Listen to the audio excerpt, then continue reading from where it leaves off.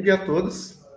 Eu me chamo Fernando e aqui eu estou com o professor Sebastião Venâncio Martins, Universidade Federal de Viçosa, e a gente vai ter uma palestra Técnicas Alternativas de Restauração Florestal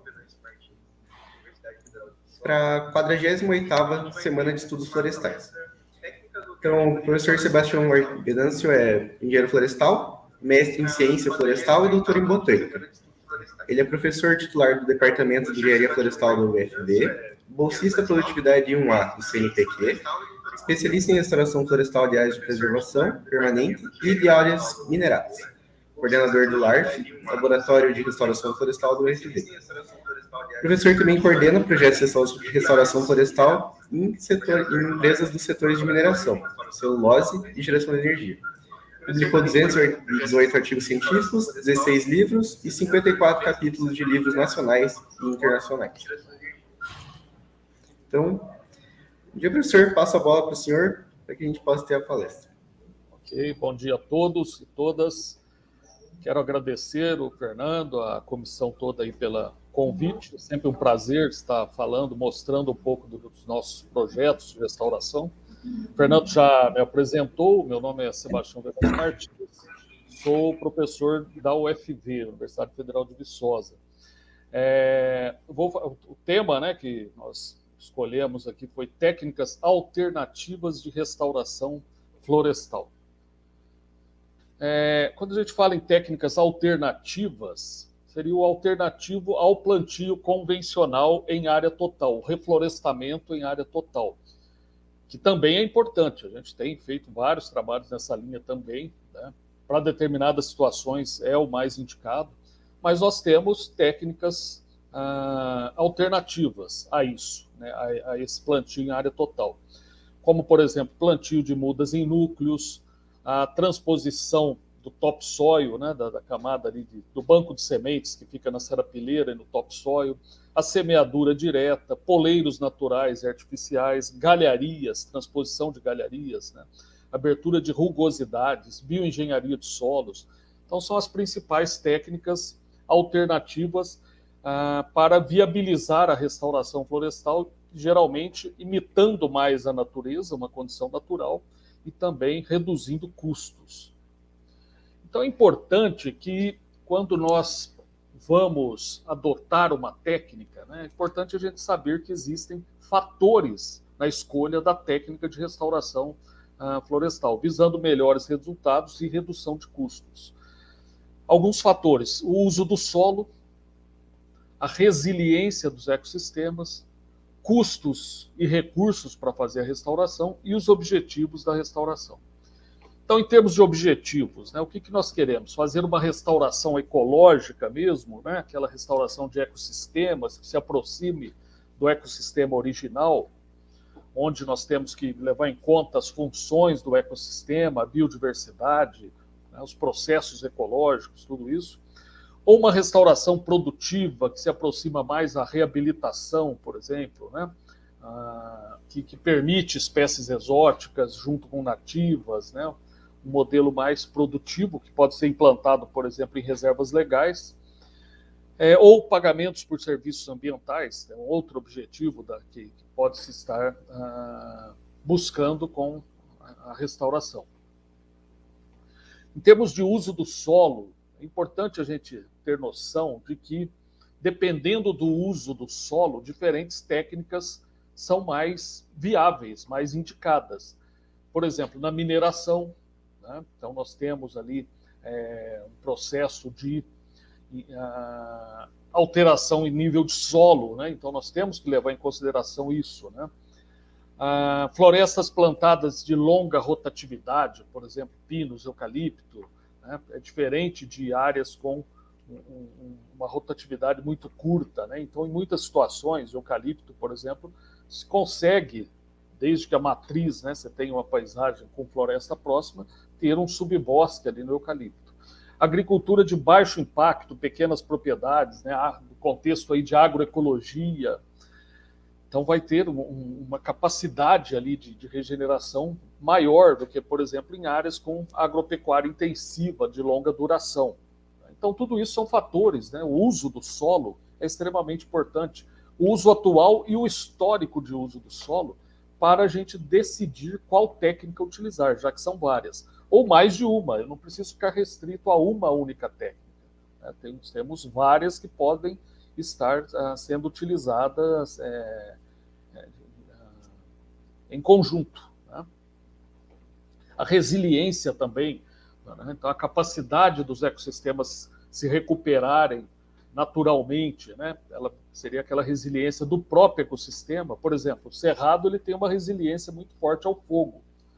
A Mata Atlântica já não tanto. Né? As florestas semidecíduas, ombrófilas, elas não são tão resistentes à ocorrência de fogo, resilientes, né, à ocorrência de fogo com frequência, como os ecossistemas do cerrado.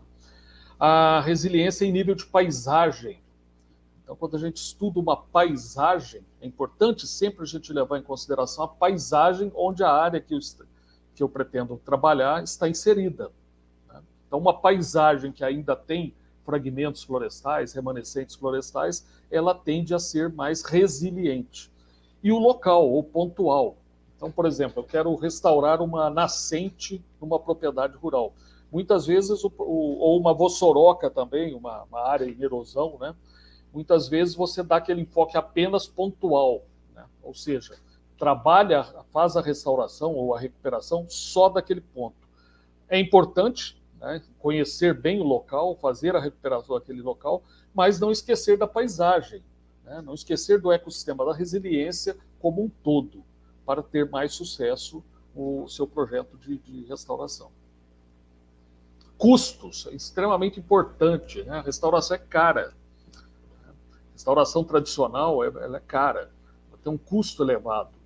Então esse custo ele vem já no plantio, né? Tem um custo elevado de plantio, na manutenção, muitas vezes em áreas com forte competição com braquiárias, por exemplo, a Urocloa e outras gramíneas exóticas, a competição é muito forte com as mudas. Então é necessário uma manutenção no primeiro ano, às vezes no segundo, tem alguns casos que até no terceiro ano após o plantio, né? E isso eleva muitos custos. E o monitoramento, né? O monitoramento também, o monitoramento das áreas em restauração, ele não pode ter um custo elevado.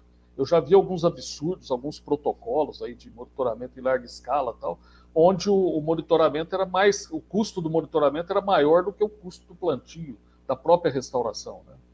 Então, a redução de custos é uma das premissas, né? Então, tem alguns estudos, né? Saiu até agora recente uma portaria federal aí, com vários, não está aqui, mas com vários custos, né? Mas aqui um trabalho que foi publicado mostrando as diferenças de custos, né? Desde a regeneração natural, variando de 800 a 2.500, a semeadura direta cerca de 3.000, o plantio de árvores de 8.000, quase 9.000 a 14, 15.000. Né? Em mineração, esse custo aumenta muito, né? Vai para 20, 30, 40, até mais, porque além do plantio das mudas, você tem que fazer toda a recuperação daquele solo que foi minerado, né?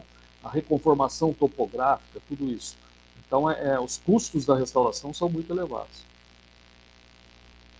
Nessa redução de custos, né, nós podemos pensar aí no aproveitamento do potencial de regeneração natural.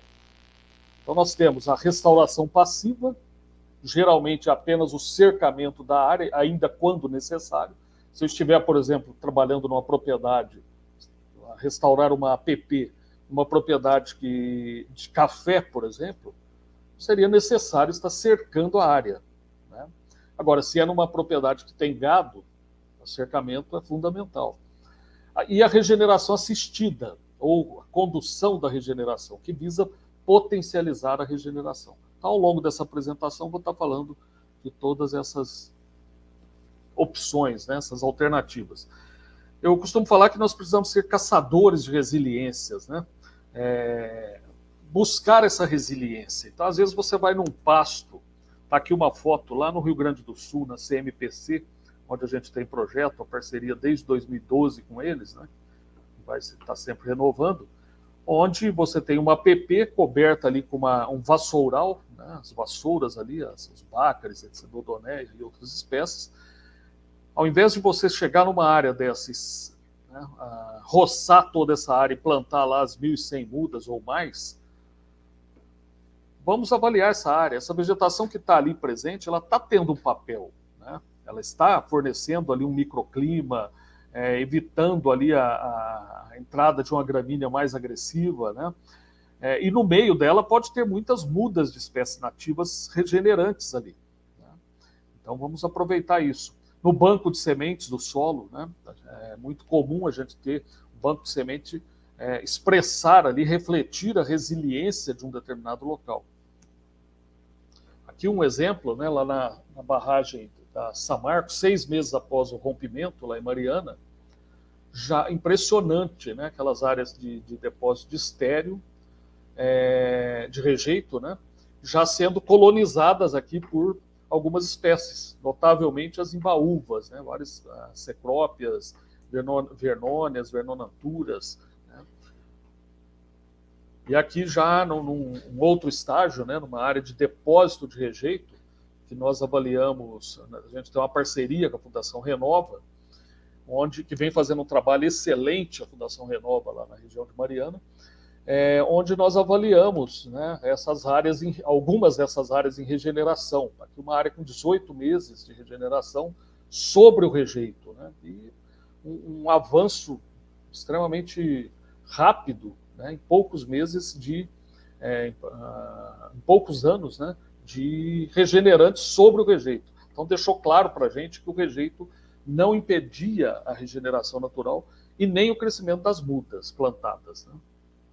Aqui já uma área com 4 anos e meio, está meio orientado o William, que desenvolveu trabalhos nessa área, né? 4 anos e meio após o impacto, né? Uma área já totalmente regenerada, claro, com uma dominância de imbaúvas, que são extremamente boas para sucessão, né? São espécies atrativas à fauna, crescem rápido, têm um ciclo de vida relativamente curto, né? 10, 15, 20 anos no máximo, elas estão saindo e criaram uma condição para outras espécies estarem entrando.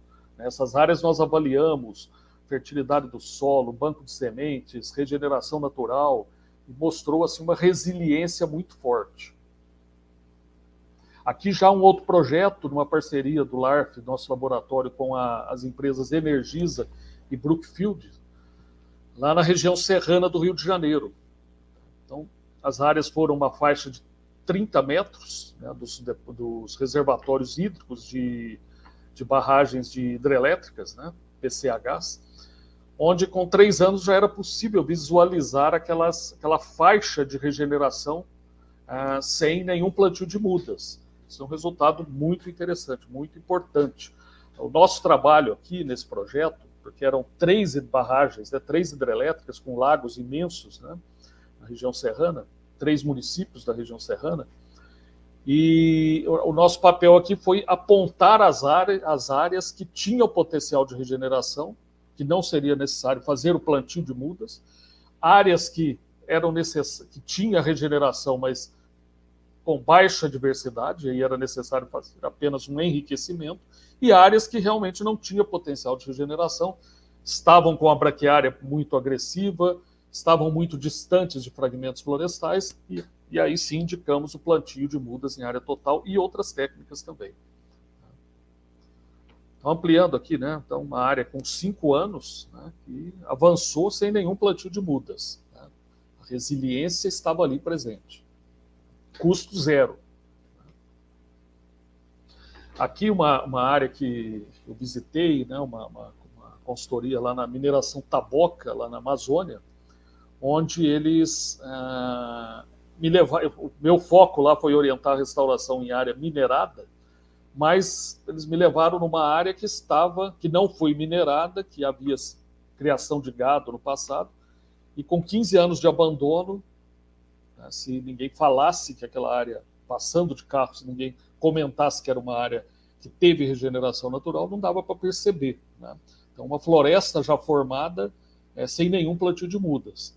Uma paisagem, mas também uma região que tem uma estufa, né, calor, umidade, e uma paisagem com muitos fragmentos florestais, de floresta primária, inclusive, né, é uma matriz, uma resiliência muito forte. Mesmo assim, dentro dessa área havia ainda clareiras clareiras de capim, de braquiária, com regeneração de algumas espécies lentamente. Mas, no geral, a regeneração foi suficiente para restaurar essas áreas. Mas por que em muitas áreas a regeneração não ocorre? Né? Porque se em todos os locais ocorresse regeneração, eu não precisaria estar nem dando essa palestra aqui para vocês. Né? Mas, infelizmente, não é em todos os locais que a regeneração é suficiente. Então, nós temos alguns fatores. Por exemplo, o impacto de bovinos e equinos. Então, a entrada de gado, principalmente, cavalos, em áreas que estão abandonadas, espaços abandonados e regenerando, gera um impacto muito forte nos regenerantes. Né? Esses animais quebram, se alimentam de algumas espécies, né? A distância de remanescentes florestais. Então, tem locais que a área a ser restaurada é muito distante de fragmentos florestais, 500 metros, 1 quilômetro, né? Isso dificulta muito a chegada de sementes de propágulos. O estado de degradação do solo. Tá? Então, quando se degrada o solo, é muito difícil a regeneração natural ser suficiente para fazer a restauração. Tá? Se perde, geralmente, a resiliência. Não dá para falar que nunca vai ocorrer, mas pode demorar centenas, né, milhares de anos. As condições climáticas, por exemplo, secas prolongadas, né, em algumas regiões, vão dificultar também a regeneração natural. E a agressividade de gramíneas exóticas, principalmente a braquiária, né, Urocloa decumbens e outras. Aqui um exemplo de uma cascalheira abandonada há 10 anos. A gente vê que em volta dela está ali a vegetação de cerrado e não avança para dentro daquela cascalheira. Né? Porque toda a camada de solo ali fértil que tinha, né, foi retirado, o que sobrou é aquele resto ali de rocha, saprolito, material ali de difícil, altamente compactado, né, de difícil penetração de raízes, né, material que seca muito no período seco, né, de baixíssima fertilidade, praticamente sem matéria orgânica. Então é muito difícil a vegetação se estabelecer numa condição dessa, de degradação do solo. Aqui uma área lá em Ouro Preto, que quando eu visitei havia sido minerada e abandonada há 45 anos, e estava nessa situação ainda. Um ou outro arbustos, né, crescendo ali, né, arvoretas, né, o Eremanthus erythropapus, a candeia, né. Então, essa vegetação dependia de fraturas na laterita, né, e depósito de laterita fracionada para começar um processo extremamente lento de regeneração. Um outro aspecto, como lidar com o gado na restauração? Isso é um problema, a gente vê muito, né, a questão do gado. Então, o mais comum que se faz é o isolamento e cercamento da APP, que é necessário, mas nem sempre resolve. Isolar a área do gado. Tá? Então, o cercamento da APP, ali, né, no anterior ali, projetos ali da região serrana, com a RAI Brasil Energia, Brutofield Energia, lá na CMPC também, cercamento, né? Então, primeira alternativa, o cercamento da APP, o óbvio, né? Inclusive a colocação de placa, né? Proibido colocar animais e tal. E o que eu costumo falar, o problema não são os cavalos e bovinos, né? O problema é o homem, né, que coloca esses animais lá. Nesse caso lá da CMPC, o pessoal ia simplesmente cortava a cerca e colocava os cavalos lá. Né? Cavalos, bois e tal. Então vamos observar, né? É muito importante quando se trabalha com restauração, a primeira coisa é observar a natureza, fazer um diagnóstico, né? Como a gente vai num médico, né? O médico não vai receitando um remédio sem te consultar primeiro, né? Te avaliar, né? Fazer um diagnóstico das possíveis causas do problema que você está sentindo, né? Na natureza é assim também. Antes de indicar o plantio em área total, etc., vamos ver o que está acontecendo. Então, observando a natureza, nesse caso lá da CMPC, né, uma alternativa 2 foi o plantio de núcleos de espécies tolerantes, resistentes aos cavalos bovinos. Então, nós vimos Nessas áreas, com forte entrada de cavalos, né, principalmente, havia poucas espécies, mas havia algumas que toleravam esses animais, ou eram resistentes a esses animais. Eles não comiam, não quebravam. Tá? Então, nós selecionamos essas espécies, né? Então, uma desvantagem, a baixa diversidade, menos de 10 espécies. Vantagem, redução de custo, não era necessário cercar a APP, mas era necessário testar essas espécies. Então, nós identificamos algumas espécies, né? O Xanthoxylon, uma mica de porca, a Casearia silvestris, né? O chá de bugre, o tamboril, né? O timbaúva, Pterolobe contorticílico, e várias outras, né? 9 espécies, né? Que tinham, ou elas tinham látex, ou espinhos, ou eram tóxicas, né? E os animais não pegavam. E a alternativa 3 foi plantar as mudas em núcleos e cercar esses núcleos. A vantagem, maior diversidade do que plantar só 9 espécies de tolerantes, né? Aumentar a proteção, teríamos que testar ainda. E a desvantagem, o custo do cercamento dos núcleos, né? Mas aí nós comparamos com o custo do cercamento da APP total, praticamente não tinha diferença. E a necessidade de testar os núcleos. Então, o trabalho que nós implantamos lá foi basicamente de enriquecer um vassoural, né, os vassourais, e acelerar o processo de regeneração natural, que seria uma forma de regeneração natural assistida. Plantamos 40 núcleos por hectare, 200 mudas, os núcleos variaram de 1 por 1 a 1,5 por 1,5, geralmente 1 por 1, 5 mudas em cada núcleo. Há uma redução de custo, porque você faz o coroamento na área toda e não em 5 mudas, né? Então, um único coroamento, uma única limpeza da área.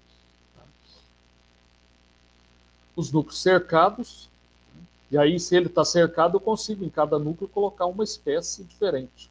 Né? E a evolução, né? Com essa técnica, né? Plantando núcleos cercados, metade dos núcleos cercados, metade dos núcleos com espécies tolerantes, foi possível uma redução de 70% do custo em relação ao plantio em área total com as 1.100 mudas. E avançou esses núcleos, né? Nós temos fotos aqui de APP onde foi implantado esses núcleos, e a APP já totalmente ocupada pela a vegetação natural ali, pela floresta que veio, que os núcleos desencadearam. Experimento com núcleos, né, núcleos livres, sem proteção, núcleos cercados e cercamento só da APP. Aqui eu tenho núcleo livre, que seria na APP sem cercar, implantando só os núcleos livres, os núcleos cercados, mas a APP não cercada, e o 3, a APP cercada. Isso está na tese da Camila Balkspies, a dissertação que foi minha orientada, saiu também já como capítulo de livro, esse material. Então, quando comparamos esses diferentes tratamentos, né, nós vimos que os núcleos cercados realmente deram um resultado melhor. Outro aspecto, estimular a resiliência, né? Então, a regeneração natural assistida. O anterior, como eu falei, é um tipo de regeneração natural assistida, né? Um enriquecimento. Né? Então, tem algumas técnicas. O coroamento, como se faz nas mudas plantadas, a gente faz nas mudas regenerantes. Adubação de cobertura, por exemplo, com adubo 25-20. Né? O enriquecimento, como eu falei, plantio, semeadura. Aqui um trabalho lá com a Fundação Renova, que foi feito com essa técnica da condução da regeneração natural ou regeneração natural assistida. Né? Então, não foi, nesse caso aqui não foi feito plantio de mudas, mas foi feito coroamento, adubação de cobertura, e alguns plantios de enriquecimento também. Me equivoquei ali sobre aquela área. Mas principalmente a condução da regeneração natural. E a área já avançando muito, né, ao longo do tempo.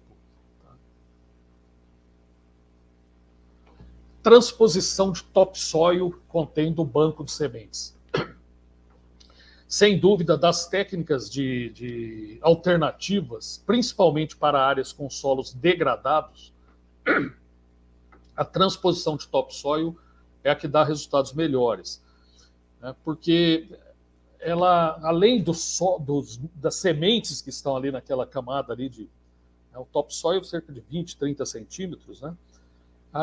Eu vou ter nutrientes, eu vou ter matéria orgânica, né? Toda a parte viva do solo ali, micro-organismo, etc., vai estar sendo transferido para a área que o solo foi degradado.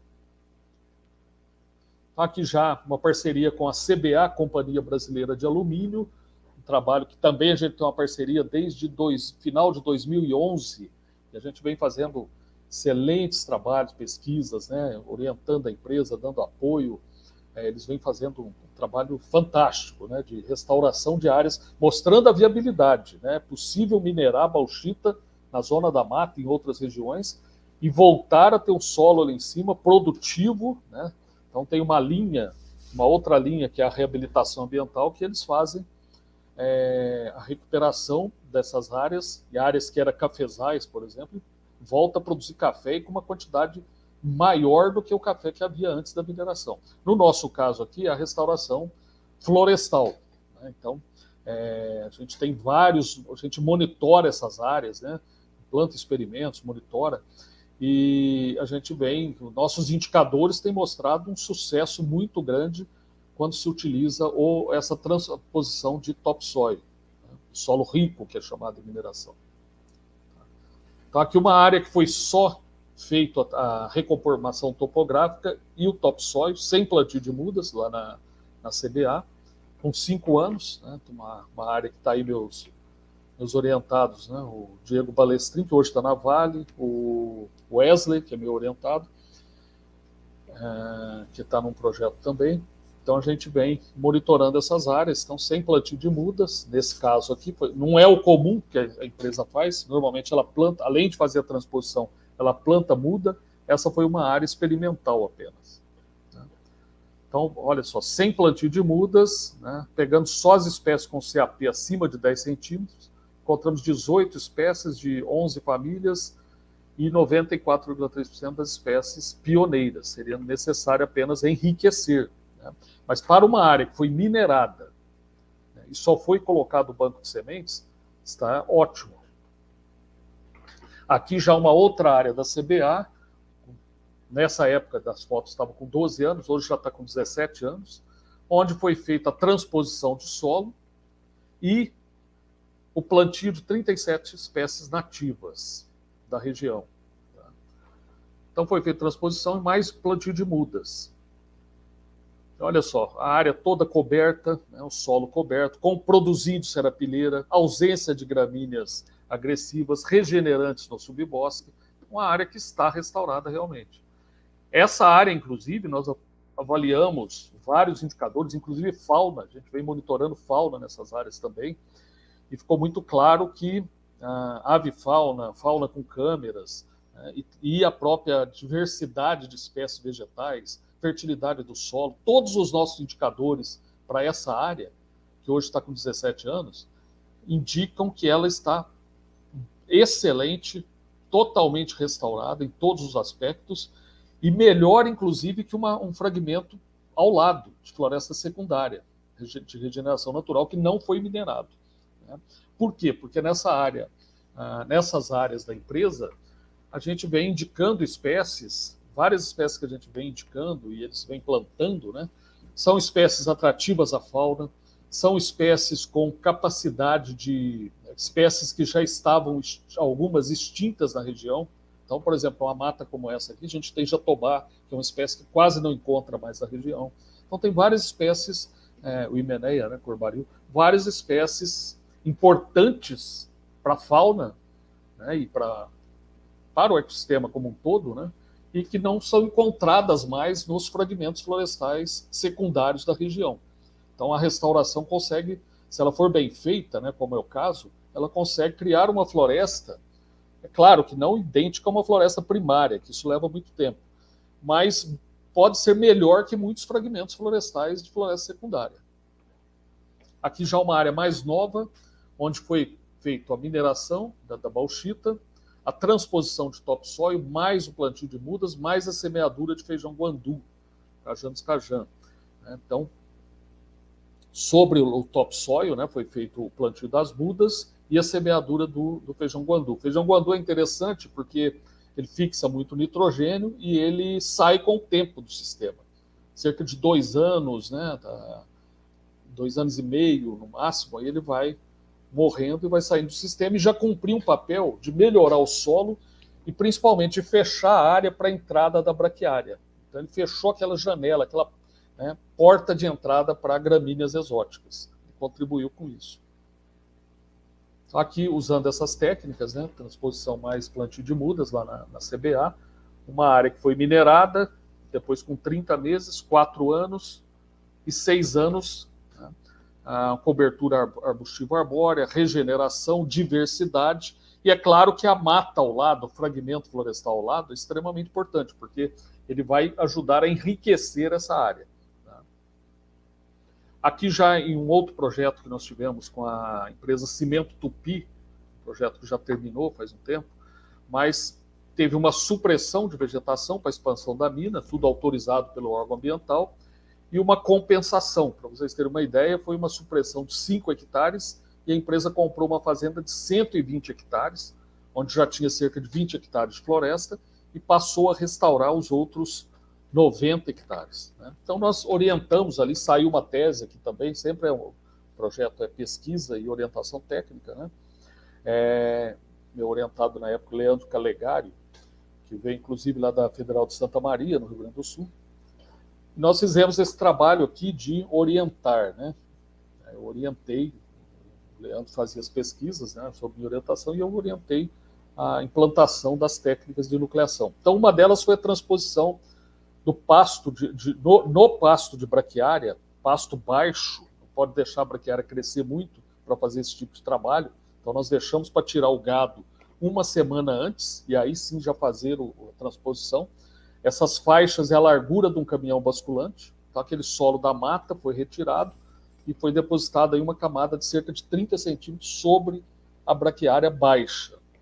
Com cerca de 10 dias começou lá a regeneração, a gente vê mudinhas aqui de Pampulha guianensis, caseárias silvestres. O interessante nessa técnica é que não vem só sementes, vem tecidos com capacidade de rebrota, raízes, ramos, né? E aqui a mesma, uma dessas faixas com 36 meses, né? Sem nenhum plantio de mudas. Resultado excelente, né? Tá ali a lília da empresa. As espécies mais abundantes, Trema micrantha, Solano mauritiano, Solano paniculato, várias espécies de piper, Cecropia ololeuca, todas zoocóricas, ou seja, atrativas à fauna, e algumas não, como Vernonantura fosfórica, ou a sapeixe, por exemplo, não zoocórica, mas também importante aqui para começar a sucessão. Aqui uma foto que foi... A gente tem um GT, né, um grupo temático na Sociedade de Investigações Florestais, onde participam algumas empresas e a Suzano participa e ela me cedeu, né, me cederam essa foto, algumas fotos, né, de um trabalho que eles vêm fazendo, né, com uma técnica alternativa também, de plantio de mudas, sem ser em área total, mas em faixas. Tá aqui as faixas, então, faixas com 4 linhas de nativas, espaçamento 3x2, e um espaço que é deixado entre as linhas de 12 metros entre as faixas. Com 14 meses, houve uma redução de 60% do custo em relação ao plantio em área total. Isso no extremo sul da Bahia. Então, são alternativas, né, com plantio de mudas, de viabilizar a restauração e de uma forma mais heterogênea, né. A transposição de galharias ou galhadas. As galharias, elas fornecem nutrientes, matéria orgânica com a sua decomposição, né, nutrientes, propágulos, muitas vezes vêm aderidos, sementes, abrigo para a fauna, alimento para insetos, roedores, répteis. Então, elas auxiliam ali um estímulo ali a cadeias alimentares. Então, aqui um trabalho que nós montamos aqui, em Viçosa, com eucalipto, galharias de eucalipto, amontoadas. É claro que, para isso ter sucesso, 2 aspectos têm que ocorrer. Ter um banco de sementes no solo, por exemplo, que vai germinar nessa área, ou estar próximo de uma floresta nativa, que era o caso daqui, bem ao lado de uma floresta nativa. Com 18 meses, essas áreas já totalmente ocupadas por regenerantes que se estabeleceram dentro dessas galharias. Aqui experimentos que nós montamos lá na Fundação Renova, em Mariana, né, com poleiros, galharias, né? Dá para ver um pássaro aqui, a Maria Preta, né? Era interessante que a gente acabava de montar o poleiro, o passarinho já vinha lá, já começava a utilizar. Né? Galharias em... A pergunta, né? Galharias em pasto de braquiária funcionam? Né? É claro que a gente tem que ter o bom senso, né? Se você colocar... Isso aqui não é lá em Mariana, lá não tinha esse problema nessa área com braquiária, mas isso aqui foi em Santa Catarina. Mas se a gente colocar uma galharia, uma braquiária muito forte, muito agressiva, sem limpar o local de colocar, a chance de sucesso é muito pequena. Uso de poleiros na restauração. Poleiros facilitam a atração de aves, chegada de sementes, formação de núcleos de regeneração. Aí é uma interrogação. Né? Que atrai aves e que traz semente, isso é fato. Tá? Então, a gente tem várias fotos de pássaros frequentando poleiros. Né? Mas nesse caso aqui, por exemplo, nós temos pássaros insetívoros e granívoros. Né? Mas pássaros frugívoros que trazem semente também frequentam essas áreas. Né? Então tem alguns locais, né? Por que às vezes poleiro não funciona? Porque a pessoa implanta, né, o poleiro num solo extremamente degradado, por exemplo, compactado, subsolo, né? Ou então numa braquiária muito agressiva, sem limpar a área de implantação. Então é importante, vai implantar poleiros, né, fazer uma limpeza, retirar ali o fator, ali, por exemplo, a braquiária, né, e para instalar o poleiro. Se for sobre um solo, fazer um solo compactado, fazer uma escarificação daquele solo. Né. E eu costumo recomendar o seguinte, que poleiros, você implantar só poleiros para restauração não é uma alternativa muito boa. Eles são interessantes como técnica auxiliar, complementar. Então você fez um plantio na área, implantou outras técnicas e coloca os poleiros como técnica complementar para enriquecimento.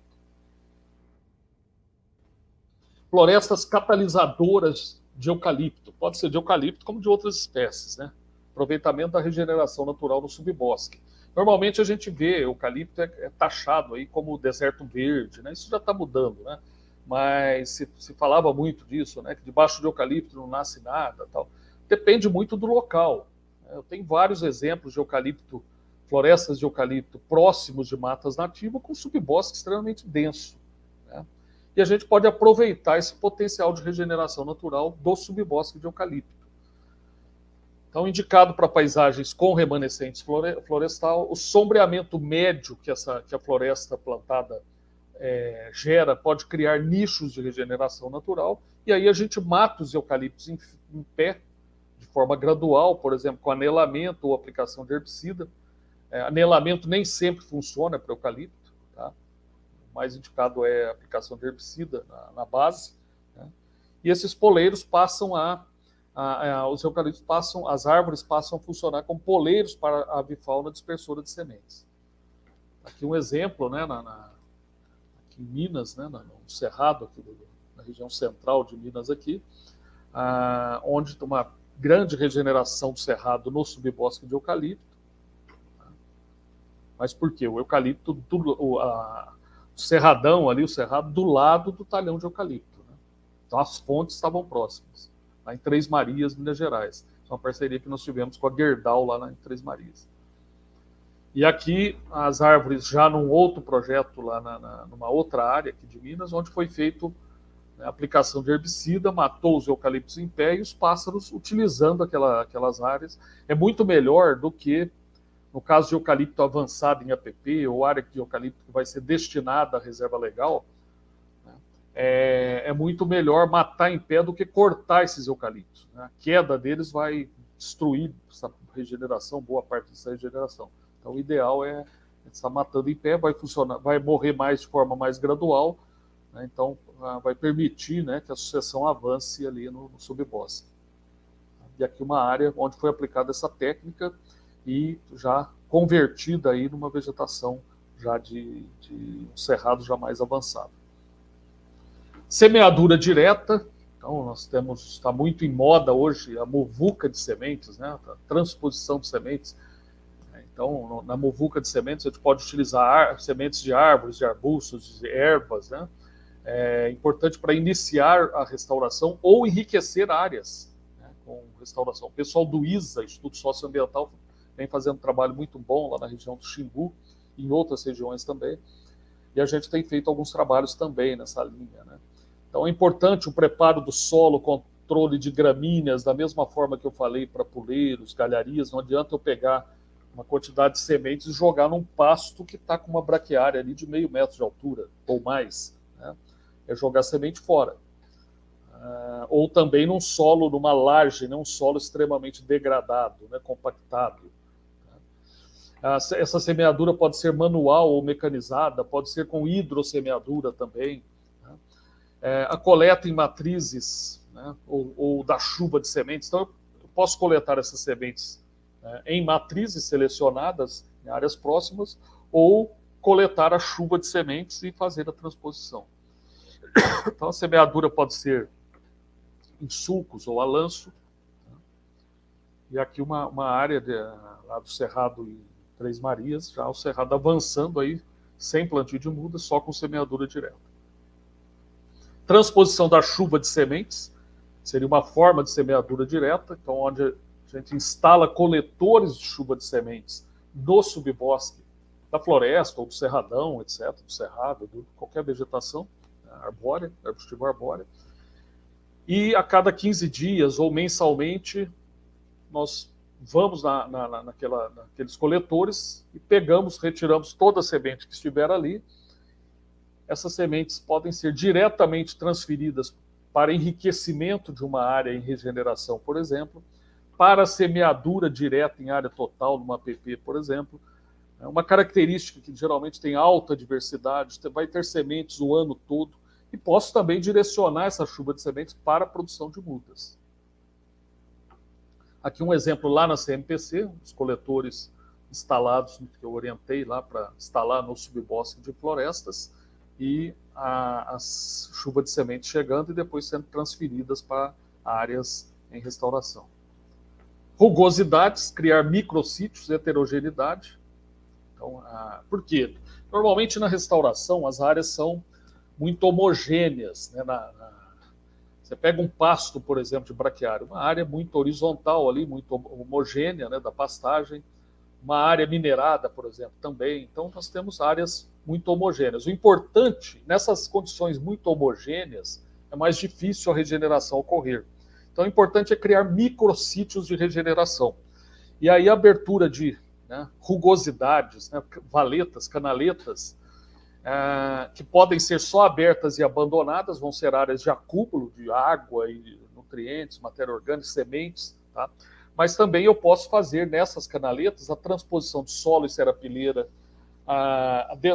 fornecer ali um composto, adubo, etc., ou até fazer a semeadura dentro dessas áreas, aqui no caso da CMPC, onde foi feita a transposição de solo e serapileira, e plantio de mudas inativas. Então foi feito plantio de árvores de mudas inativas, semeadura direta, plantio de samambaias que ocorriam na região. Isso vem dando muito certo. Podemos flexibilizar a restauração ecológica. Então, usar o convencional ou tradicional, né, o reflorestamento em área total, mais o alternativo, que seriam as técnicas, por exemplo, de nucleação. Então, aqui vou mostrar um exemplo, né, que tenho muita satisfação em ter trabalhado nesse projeto desde o início, né, que foi um desafio muito grande. É uma área da CBA, Companhia Brasileira de Alumínio, aqui na Zona da Mata Mineira, onde isso não é uma área que foi minerada, mas uma situação pior do que uma área que foi minerada, porque é a área onde estavam construídos as estruturas da empresa no passado. Eu cheguei, antes de 2017, a gente ia, fazia reunião, inclusive, nessa área. Tinha os prédios ali, os escritórios construídos. E toda essa estrutura foi desmanchada, cerca de 2 hectares, foi instalada em outro local, e essa área virou uma área de compensação. Então imagina o solo como que estava nessa área, o solo extremamente compactado, subsolo muito compactado, perda do topsoil, né? Isso aí já é um subsolo, fertilidade muito baixa, baixa retenção de umidade no período seco. As ações que nós fizemos, primeiro foi escarificação desse solo, plantio de mudas, semeadura de adubos verdes, poleiros, aplicação de técnicas nucleativas, técnicas de nucleação. Então, para trabalhar com outras técnicas, nós fizemos um aumento do espaçamento. O espaçamento que a empresa normalmente usa em áreas que foram mineradas é de 2 por 2. Nós passamos isso para 4 por 4. Só isso deu uma redução de 1.875 mudas, quase R$10.000 por hectare. E permitiu, dentro desse espaço maior das entrelinhas, a implantação, por exemplo, de poleiros e outras técnicas. Então, o primeiro passo, antes até da implantação, foi fazer o preparo do solo profundo, com Reaper, a subsolagem, quebrar aquela camada compactada. Nós medimos a compactação, a resistência à penetração do solo com penetrômetro, né, e uma compactação muito forte. Então, nós fizemos esse preparo do solo profundo. Aqui, né, o avanço da vegetação, né, semeamos crotalária, Júncia, o guandu e o estilosantes, 3 espécies que nós, inclusive, comparamos depois, está até para sair um artigo agora publicado nesse sentido. 6 meses após a semeadura, 12 meses após a semeadura. Então, o avanço aí da cobertura. Como era um solo muito degradado, né, muito compactado, de baixa fertilidade, a compactação nós rompemos ali com escarificação. Mas essa vegetação, o guandu, por exemplo, é extremamente importante para ajudar na descompactação do solo também. E essas leguminosas fixando nitrogênio e melhorando todo esse sistema. Então, com 18 meses após a semeadura, 24 meses após a semeadura, aqui até as orientadas na época ali, a Patrícia e a Bruna, se não me engano, né, trabalhando ali, fazendo as medições, elas sumiram ali no meio principalmente do guandu, né, e da crotalária, e aí foi necessário fazer um manejo desses adubos verdes. O corte desses adubos verdes, a cerca de 30 centímetros de altura, quando nós cortamos, você já vê o tamanho das mudas nessa área. Esse material, né, essa palhada que foi deixada, é extremamente importante para cobrir o solo, né, evitar a entrada da braquiária, fertilizar, né, manter a umidade. Instalamos poleiros também nessa área. Semeadura direta de algumas espécies. Está aqui a semeadura, estou ali perto de um núcleo desse de semeadura. Então, através da semeadura direta, né, 104 indivíduos nos núcleos, de 12 espécies, 6 famílias, e já em 2021, né, o ano passado, já apresentando frutificação, está mais ainda agora. Transposição de solo e serapilheira, fizemos também nessas entrelinhas, né, o solo e serapilheira de mata, foi transposto para essa área, e já os núcleos sendo formados, 93 indivíduos, 13 espécies, 10 famílias. A área, o sucesso foi tão grande que permitiu fazer o inventário dessa área, né? Inventário florestal, inventário florístico. Tá aí o Wesley, meu orientado, fazendo esse levantamento, né? Eu orientei, né? Ele ganhou até um prêmio lá da CAPES, né? De tese de destaque nessa época. Então nós encontramos 929 indivíduos de 33 espécies, 4 anos após o plantio, para uma área que estava inóspita daquele jeito, né? E monitoramos fauna também, instalamos câmeras ali. Então é uma satisfação muito grande, né? Você vê que então, no período de janeiro de 2020 a janeiro de 2021, isso também foi parte da dissertação do Wesley, meu orientado, nós encontramos 24 espécies de aves frequentando aquela área, 3 de répteis, 4 mamíferos e uma de anfíbio, né? Muito interessante aqui, por exemplo, o lobo-guará visitando aquela área, né? E vários outros, jacus, que são grandes dispersores de sementes, né? Então eu tinha uma situação dessa, 4 anos depois eu tenho isso aqui, né? Uma floresta em restauração. Essa é uma área que realmente, se não tivesse feito nada, tivesse abandonado, com certeza não estaria provavelmente, no máximo, algum capinzinho crescendo em algum lugar, tal, não estaria de forma alguma regenerada, né? Porque o solo não ia permitir. Aqui, um outro trabalho, vou encerrar minha apresentação, um trabalho, uma parceria que nós temos com a Vale, em Brumadinho, né, onde nós fizemos, a gente tem feito vários trabalhos, eles têm fazendo um trabalho excelente lá de restauração das áreas atingidas pelo rompimento da barragem. Lá eles retiraram o rejeito e estão fazendo o reflorestamento, e a gente vem monitorando esse reflorestamento, está tendo sucesso, um trabalho muito bom, né, com alta diversidade, etc. E um outro trabalho é esse de utilizar técnicas de bioengenharia de solo, que também é uma técnica alternativa. Aqui nós testamos algumas espécies que têm ocorrência lá, trouxemos para a nossa estufa, para o viveiro aqui do laboratório, o viveiro da UFV, nós temos uma estufa do LARF, né, e implantamos aqui o experimento de enraizamento de estacas, sem nenhum tipo de hormônio. Nessa estrutura que é chamada de estufim, ele é automatizado e ele controla automaticamente a umidade, luz, né, temperatura. Tá?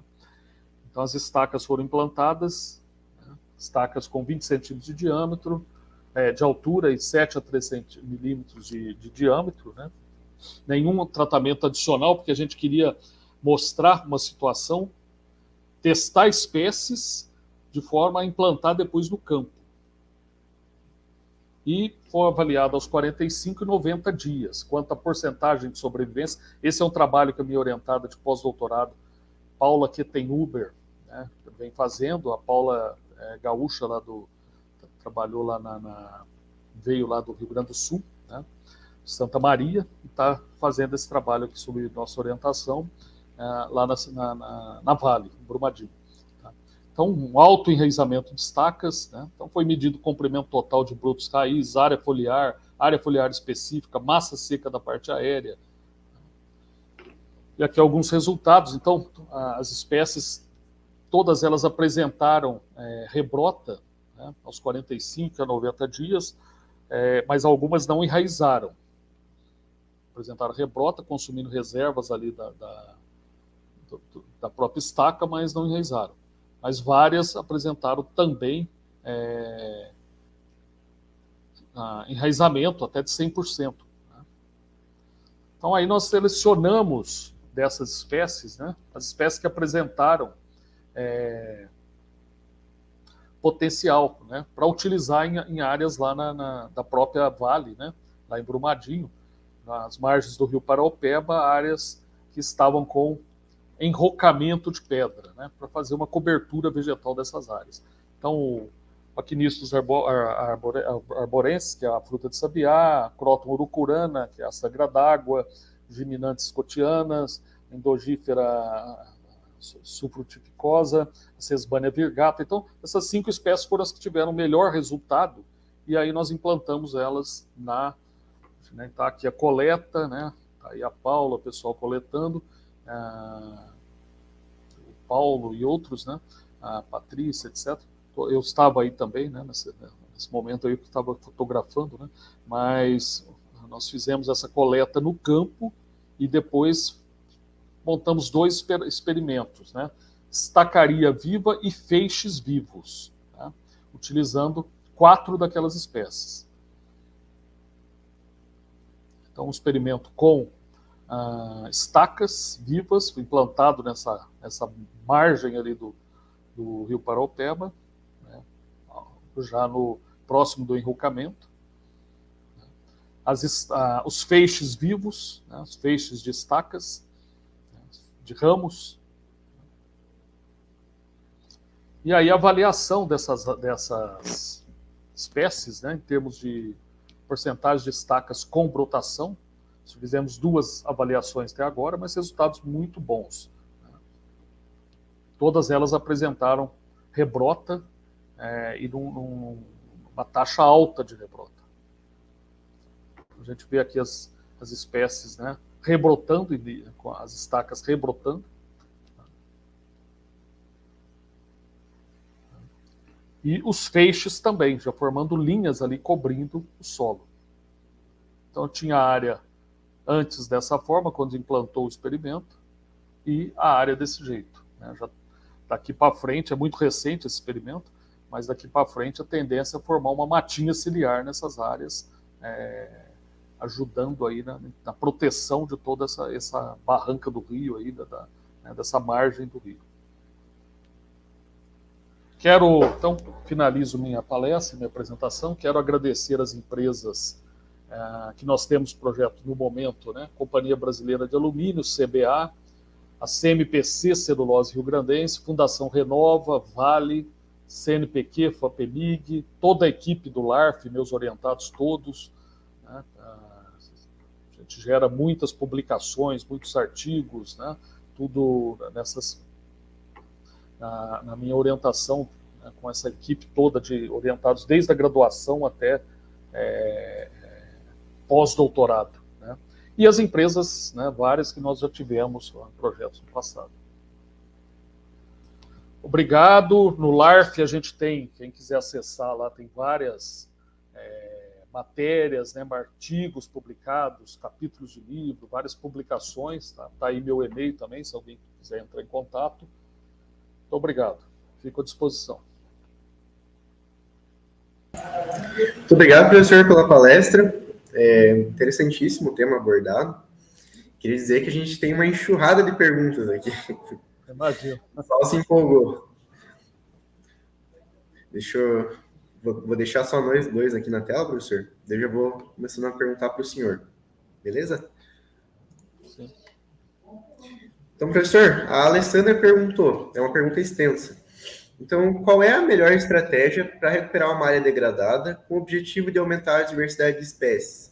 É melhor a gente plantar pioneiras e depois enriquecer com outras espécies, ou investir mais no preparo do solo e entrar com mudas de diversas espécies? Boa pergunta, Alessandra.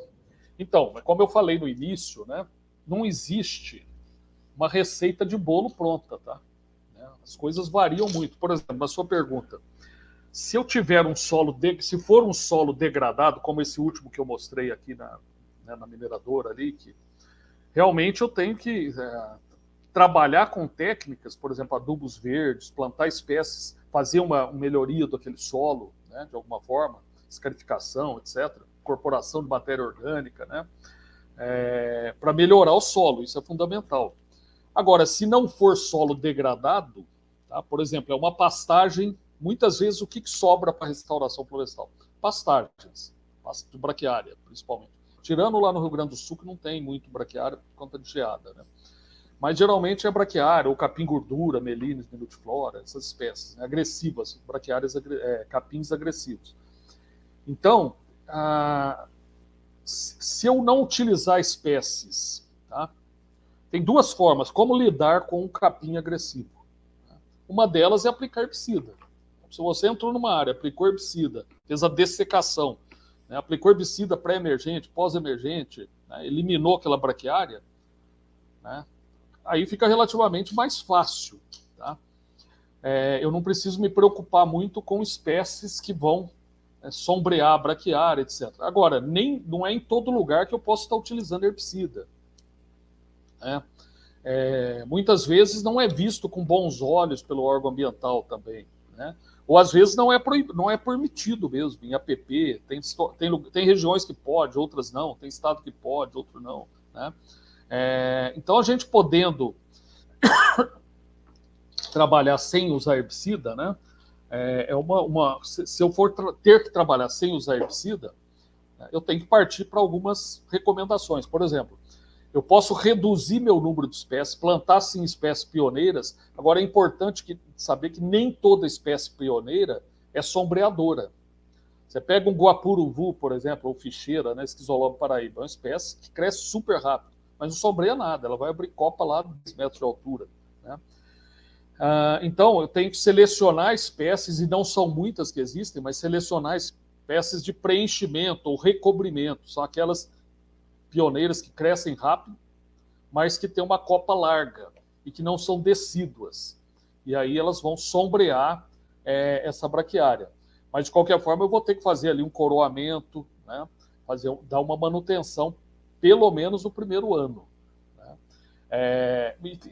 Como são poucas espécies de recobrimento, preenchimento, é importante a gente utilizar outras para enriquecer, por exemplo, fazer linhas de preenchimento com linhas de diversidade, etc.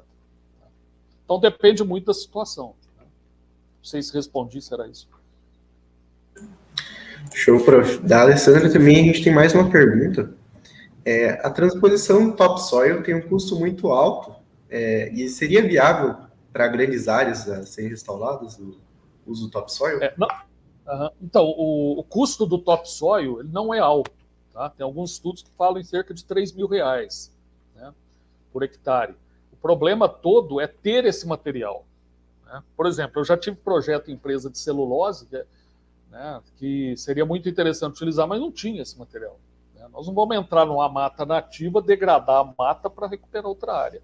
Né? Então, ele é mais indicado para áreas que, por exemplo, de mineração ou hidrelétrica, onde vai ter supressão ambiental, supressão de vegetação, autorizada pelo órgão ambiental. Então, como já vai ser retirado aí, né, o custo também do topsoil, ele aumenta muito, porque qual que é o custo dele? É a retirada, né, mas isso, no caso da supressão, já vai ser feito mesmo, né, com lâmina KG, aquela coisa toda, né, e o transporte. Então, esse custo não pode, a distância não pode ser muito grande dos locais que eu estou utilizando, porque são caminhões e caminhões que vão estar levando esse material. Ela falou mais alguma coisa aí na pergunta, além do topsoil? Da transposição. Ela era viável para grandes áreas. Sim. Então, para grandes áreas, porque o ideal na transposição do topsoil seria cobrir a área toda. Né? Mas, geralmente, você tem uma área maior do que se tem de oferta de material. Então, a gente pode fazer a transposição em ilhas, núcleos, em faixas, como eu mostrei. Aquela área que eu mostrei lá da Cimento Tupi, lá, era uma área de 20 hectares, uma área grande. Né? Então, foi feito em faixas distribuídas ao longo da área. Beleza, prof. Mais uma aqui. No caso de nucleação, né, devem ser plantadas espécies pioneiras? Tá. Então, a nucleação ela é um processo natural. Tá? A sucessão ocorre na forma de núcleos. Por isso que surgiu essa história da nucleação, né? Onde, ao longo da sucessão, as espécies facilitam a entrada das outras. Né? Então, o que a gente busca da nucleação é gerar esse modelo que já ocorre na natureza, potencializar ele. Né? E o ideal realmente é usar espécies pioneiras. Tá? Às vezes, nem sempre são espécies arbóreas. Por exemplo, tem alguns trabalhos que o pessoal faz com bromélia para iniciar um processo de nucleação, né? Com arbustos. Tá? Então, quando eu faço a transposição de solo, de galharias, etc., eu não estou levando sementes só de árvores. Né? Tá vindo sementes também de espécies não arbóreas, de outras formas de vida. E entre as arbóreas, por exemplo, o banco de sementes vai ser principalmente de espécies pioneiras. E elas são interessantes justamente por isso, porque não adianta eu, por exemplo, fazer um núcleo numa pastagem de braquiária, plantar ali jequitibá, peroba rosa, essas espécies que têm um crescimento clímax, né? Tem um crescimento extremamente lento, se comparado com as pioneiras, e que não enfrentam ali uma braquiária muito agressiva. Beleza, professor. Uma pergunta aqui: qual seria mais ou menos o custo, em média, para a reconformação topográfica? Tá. A reconformação topográfica, né, no caso de mineração, esse custo exato eu não tenho, porque eu já entro lá na fase seguinte, a gente trabalha na fase seguinte, que é a de aplicar as técnicas depois. Né? Porque a reconformação topográfica ela não é feita com o topsoil, ela é feita com o estéreo da mineração. Né? Então, e é necessário, porque você alterou ali o relevo, né? Então é feita a reconformação com a sobra do minério, né? Resto de rocha, etc. Né? Então, eu sei que é um custo elevado, né? Já ouvi falar de cerca de 20 mil por hectare, etc. Mas varia muito, por exemplo, da quantidade de material que tem, da proximidade, do tamanho da cava, né? Porque se a gente pensar em mineração de bauxita, por exemplo, que é o que a gente tem aqui na região, né? Uma das minerações aqui, a mineração de bauxita ela gera impacto menor, porque a bauxita está a pouca profundidade. Tá? Se você pensar em cavas de minério de ferro, por exemplo, são cavas imensas, né? Então é outra dinâmica, o custo vai ser muito maior. Show. Agora temos algumas perguntas aqui feitas pelo professor Álvaro, da UFPR, professor Álvaro Berghetti. Ele perguntou a primeira pergunta, o uso de plantios em projetos de restauração, considerando o conceito de framework species, pode ser uma estratégia para reduzir custos dos projetos? Pode sim. São boas alternativas para redução de custo. Tá?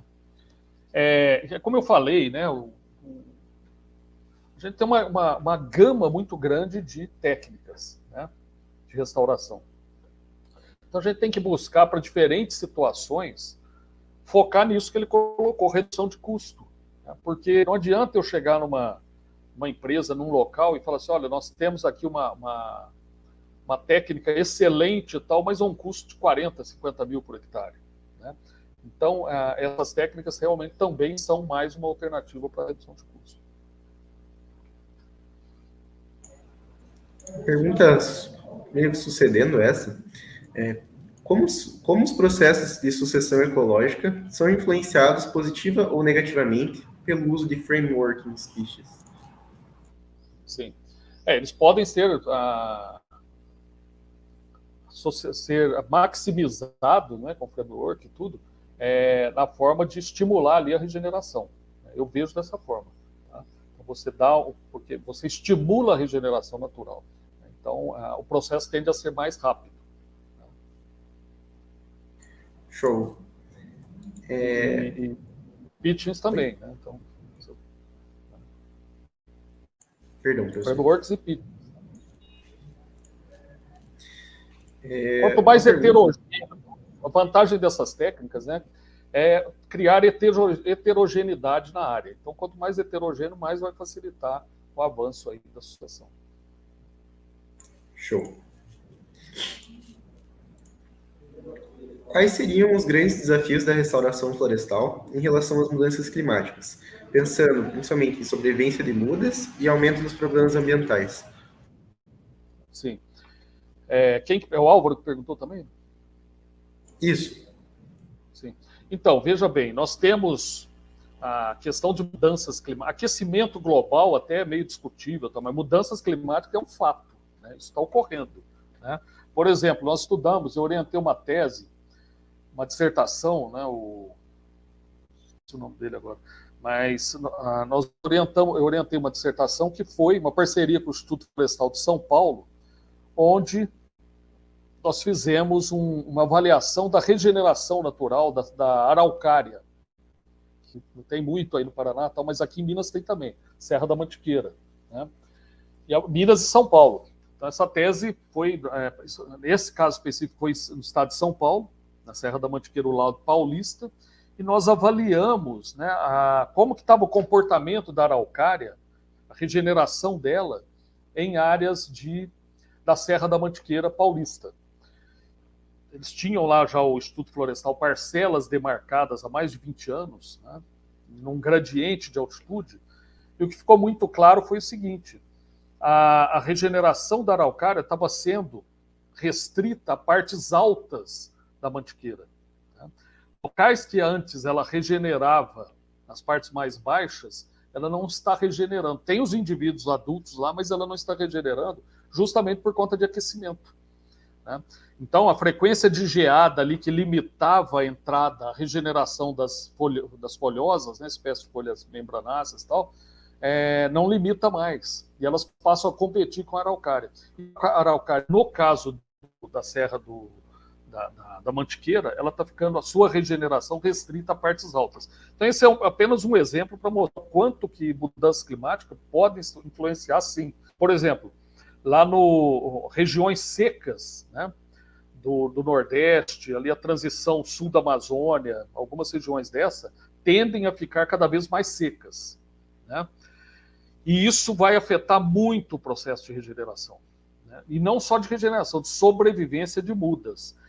Então, tem uma linha de pesquisa da restauração, que no Brasil ainda é fraca, tem pouca gente fazendo isso, mas que tende a ganhar espaço, é meio polêmica também, mas, por exemplo, o pessoal do Chile, da Argentina, da Patagônia, eles vêm fazendo muito, que é a migração assistida, por conta de mudanças climáticas. Então, no caso da araucária araucana, lá da Patagônia, eles estão, como as áreas de ocorrência, várias áreas que ela tinha ocorrência natural, ela não está conseguindo regenerar mais, eles estão a introduzindo em áreas que o clima ainda é favorável, se tornou favorável. Né? Então, essa é uma área que a gente poderia estar, por exemplo, trabalhando com a nossa araucária aqui, né? A migração assistida. Teve uma mudança climática, o sul da Amazônia lá, por exemplo, está ficando muito seco para a restauração florestal. Vamos pegar aquelas espécies que não conseguem mais regenerar em algumas áreas, que está tendo um processo de savanização, por exemplo, e reintroduzi-las em outras áreas que ainda são favoráveis, ou estão se tornando favoráveis a elas.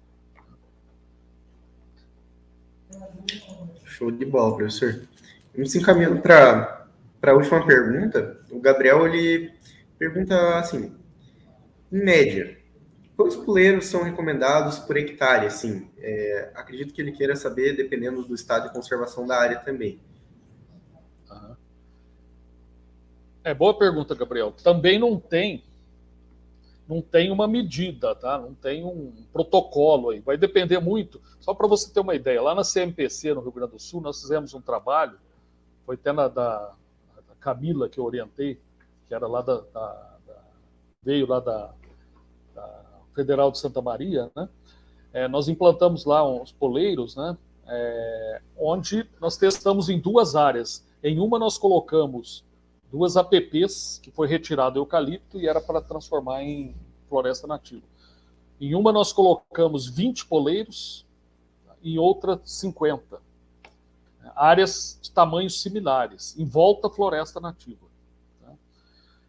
Então, numa, os poleiros estavam com distância de, se eu não me engano, era 20 metros, na outra de 50 metros. Os poleiros que estavam mais densos, a área que estava com maior densidade de poleiros, não foi a que teve maior chegada de sementes. Foi a que tinha a densidade poleiros mais distantes, a 50 metros. Por quê? A área que estava mais distante, ela tinha no centro, a nascente ali formava um laguinho. Isso atraía pássaros demais para a área, que traziam muitas sementes. Né? Então você vê que não depende tanto. Agora, tem que ter um bom senso, né, de você colocar um número. O mais importante que eu acho do que a distância, tá? Não pode ser muito grande, mas procurar conectar com fragmentos próximos. Né? Fazer uma ligação na paisagem. Eu vou colocar cada puleiro a 20 metros, 50 metros, né? Mas colocar de forma que eles cheguem até os fragmentos próximos. Não adianta nada numa paisagem totalmente isolada de fragmentos florestais. Eu posso encher de puleiros uma alta densidade se não tem avifauna. Show de bola, professor. Acredito que tenha sanado as dúvidas do pessoal. E estamos indo para o encerramento da nossa palestra. Queria agradecer, em nome do Centro Acadêmico, a presença do senhor, mesmo de longe, estando contribuindo com o nosso evento. E estender o convite para quem estiver por aqui para vir presencialmente com a gente. Certeza. Um abraço, agradeço aí. Bom restante de semana de estudos florestais para vocês. Obrigado. Um abraço, professor. Muito obrigado, viu?